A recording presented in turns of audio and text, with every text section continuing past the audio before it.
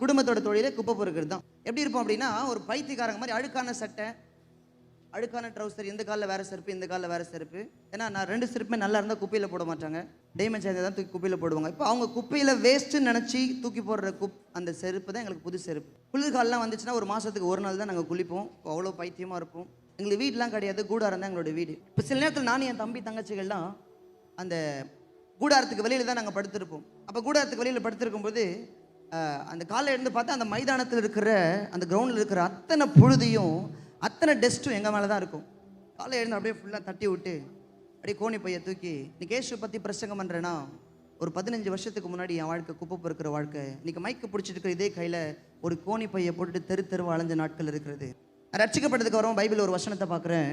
அவர் சிறியவனை புழுதிலிருந்து எடுக்கிறாராம், எளியவனை குப்பையிலிருந்து உயர்த்துகிறாராம். நல்ல கையை தட்டியா